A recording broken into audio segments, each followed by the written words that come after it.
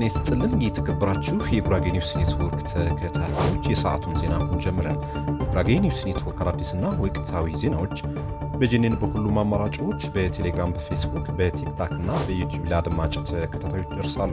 እሱም በእነዚህ አማራጮች ዜናዎቻችን እንዲከታተሉ በአክብሮት እየጠየቅን ወደ ዛሬው ዜናዎች እናልፋለን። አብራችሁን ቀዳሚውን በእንሲኖ ከተማ በተፈጸመ ጥቃት 3 ሰዎች መገደላቸውን ተገለጸ። በምስራቅ ጉራጌ ዞን በምስራቅ መስቃን በእንሲኖ ከተማ በታጣቂዎች በተፈጸመ ጥቃት 3 ሰዎች ሲገደሉ 2 ሰዎች ደግሞ በከፍተኛ ሁኔታ መቁሰላቸውን ተገልጿል። መነሻቸው ማረቆ ልዩ ወረዳ ቆሼ ከተማ መሆናቸውን የተነገረው ታጣቂዎች የካቲት 26 ቀን 2018 ዓ.ም ማታም 4 ሰዓት አካባቢ መሃል እንሲኖ ከተማ ላይ ከመስጊድ እየተመለሱ በነበሩ ዜጎች ላይ ጥቃት በመክፈት አንድ በቀን ስራ ላይ ይተዳደሩ የነበሩ አቶ መሐመድ ሁሴን የተባሉ የ68 ዓመት ሽማግሌን ጨምሮ 2 የ16 ዓመት ተማሪዎች ልጆች ገድለዋል ተብሏል። ከሞቱት በተጨማሪ አንድ ሴት ልጅና ሌላ አንድ ወንድ በከፍተኛ ሁኔታ የቆሰሉ ሲሆን ቡታጀራ ሆስፒታል ገብተው በኮማ ውስጥ መሆናቸውን የጂኔን ምንጮች አስረድቷል። በከተማው የሚገኘው የክልሉ አድማ ብተና ይህን ጥቃት ሲፈጸም በዝምታ ሲመለከት እንደነበርም ምንጮች ጨምረው ገልጿል። ገለልተኛ አይደለም፣ ከታጣቂዎች ቀጥተኛ ግንኙነት አለው እየተባለ በህዝቡ ዘንድ ተደጋጋሚ ቅሬታ የሚነሳበት የክልሉ አድማ ብተና ዜጎች ከጥቃት መታደግ ሳይሆን ስራው በአካባቢው ልዩ ተልዕኮ የተሰጠው ይመስላል ተብሏል። ታጣቂዎች ከፍተኛ የሆነ ተኩስ ከፍተው አካባቢውን እያሸበሩት አድማ ብተናው በዝምታ ሲመለከት አምሽቷል።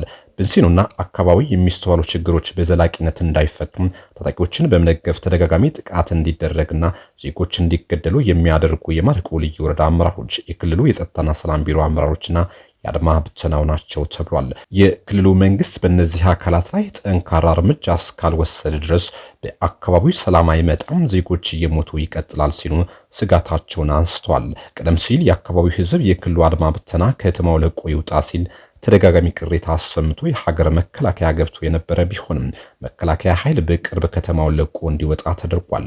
በዚህ ምክንያት ታጣቂውም አድማ ብተናው በትብብር የህዝቡን ሰላም እያናጉት ይገኛሉ ተብሏል። ህዝቡ ከታጣቂዎች ጥቃት እንዲከላከሉ የአካባቢው ሚኒሻና ፖሊስ መሳሪያ እንዲታጠቁ ቢጠይቅም በክልሉ መንግስት ትዕዛዝ ሚኒሻውም ፖሊስ መሳሪያ እንዳይዙ መደረጉን ተገልጿል።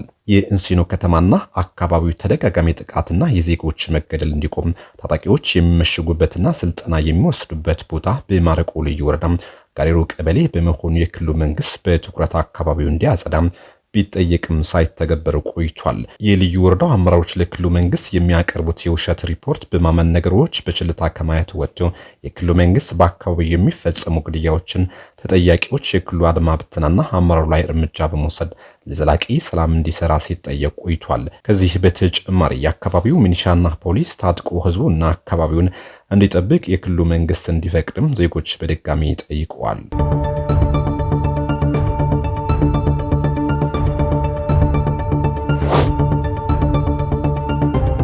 በአማካሪ ምክር ቤት ስም የሚደረግ ግልጽነት የጎደለው እንቅስቃሴ ሊቆም ይገባል ሲል ጉጉት ለጉራጌ አንድነትና ፍትህ ፓርቲ ጠየቀም።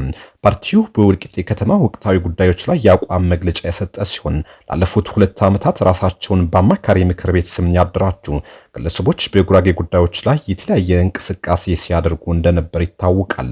ሲያደርጉት ለነበረው እንቅስቃሴ ሲሰጡት የነበረው ሽፋን በወልቂጤ ጉዳይ ላይ መፍትሄ ለመፈለግ የሚል ነበር። በተለያዩ መድረኮችም የወልቂጤ ጉዳይ በተመለከተ ውጤታማ ስራ ስለመስራታቸው ሲናገሩ በተደጋጋሚ ተደምጧል ብሏል ፓርቲው።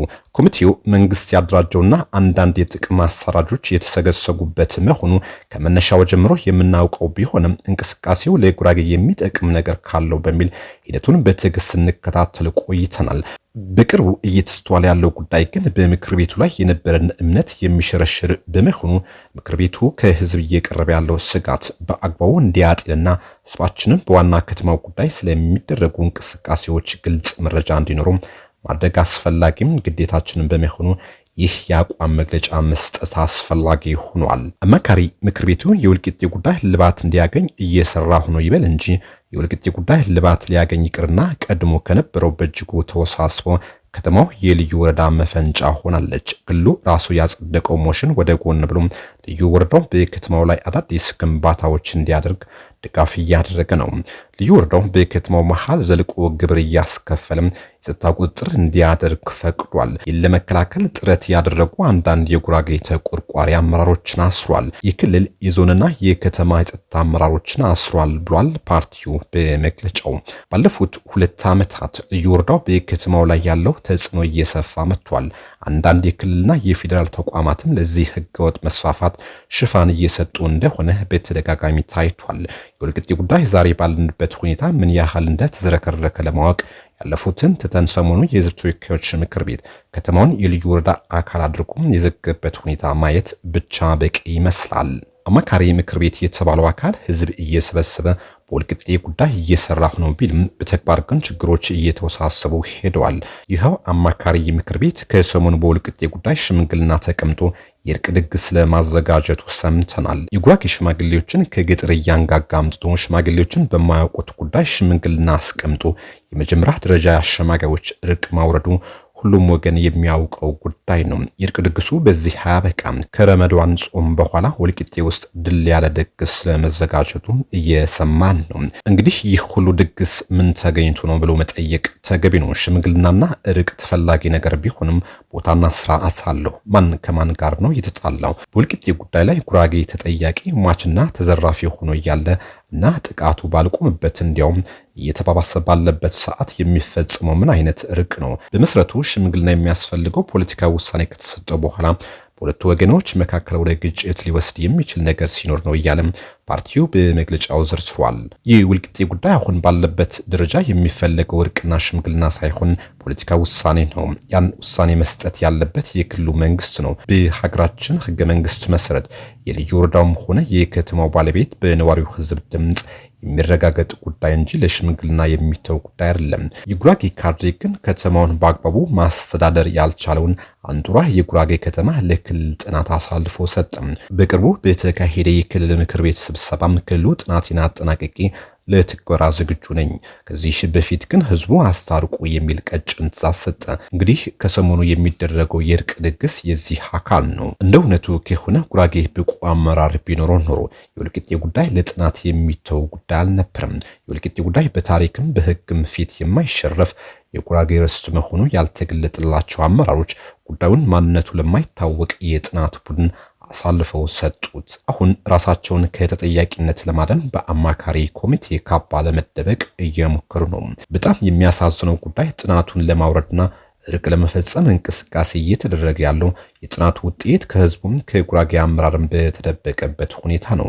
አማካሪ ምክር ቤቱም ሆነ እሱን ያሰማራው አመራር ስለ ጥናቱ ውጤት የሚያውቁት ጉዳይ እንደሌለ በደንብ እናውቃለን። ጥናቱ የፖለቲካ ገለልተኝነትና ሙያዊ ብቃት ባላቸው አካላት ይጠና አይታወቅም። የጥናቱ ውጤት ለአመራሩ እንኳ አልቀረበም። የጥናቱ ውጤት ጉራጌን የሚጠቅም ይሁን የሚጎዳ መሆኑ መረጃ የለንም።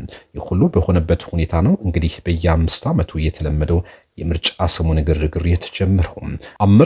አመራሩ ያደራጀው አማካሪ ምክር ቤት በተደጋጋሚ በተለያየ መንገድ የተሰጣቸውን ማሳሰቢያ ወደ ጎን ትተው ጥናቱን ለማስፈጸም መንቀሳቀሳቸው በርካታ ጥያቄዎችን የሚያስነሳ ነው።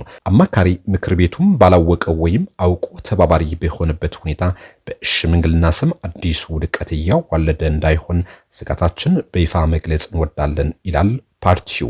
በመሆኑም አማካሪ ምክር ቤቱ እውነተኛ የህዝብ ተቆርቋሪነት ካለው አቋሙን እንዲፈትሽ የክልሉ የጥናት ሰነድ ነው ብሎ በየመድረኩ የሚሰብከውን ሰነድ ድጋሚ እንዲያጤን ጉጉት በይፋ ያሳስባል። ህዝብ በርስቱ ላይ ስለሚወሰን ውሳኔ የማወቅ መብት አለው።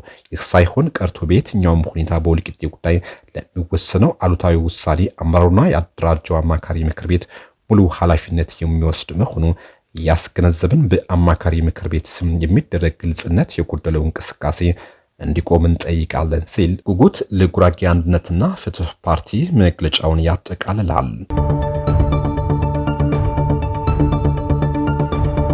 የተከበራችሁ የጉራጌ ኒውስ ኔትወርክ ተከታታዮች ለሰዓቱ የነበሩ ዜናዎች እነዚህ መስሉ ነበር። ቆይታችሁ ከጄኔ ጋር ስለሆነ እናመሰግናለን። መልካም ጊዜ